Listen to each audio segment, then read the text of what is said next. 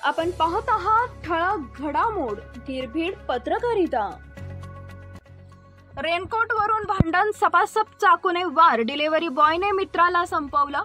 पुण्यामध्ये रेनकोट वरून झालेल्या वादातून डिलिव्हरी बॉयने मित्राची हत्या केल्याची घटना घडली आहे। दोन डिलिव्हरी बॉय मध्ये झालेल्या वादाचं रूपांतर हत्येमध्ये झालंय। पुण्यातील सिंहगड रोड भागातील नने परिसरात ही धक्कादायक घटना घडली आहे।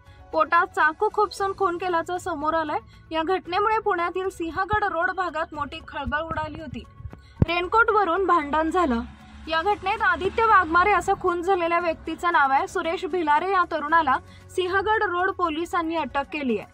पोलिसांनी दिलेल्या माहितीनुसार आदित्य आणि सुरेश हे दोघेही मित्र होते। दोघेही सकाळी एका पिझ्झा रेस्टॉरंटमध्ये काम करायचे आणि संध्याकाळी एका शॉपिंग वेबसाईट डिलिव्हरी बॉय म्हणून काम करत होते। दोघेही मूळचे बीड जिल्ह्याचे असून गेल्या 1 महिन्यापासून एकमेकांसोबत त्यांची ओळख होती।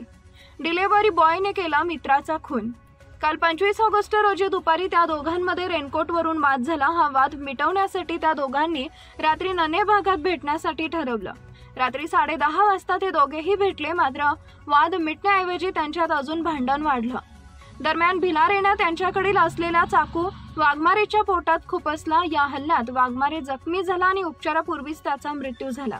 या प्रकरणी पोलिसांनी आरोपीला अटक केली असून पुढील तपास सुरू आहे। केवळ एका रेनकोट वरून मित्रानं मित्राला संपवल्याची घटना पुण्यातून समोर आली आहे। या घटनेमुळे मात्र पूर्ण पुणे चांगलंच हादरलंय। मागील काही दिवसात पुणे शहरातील गुन्हेगारीचा आलेख प्रचंड वर गेलाय।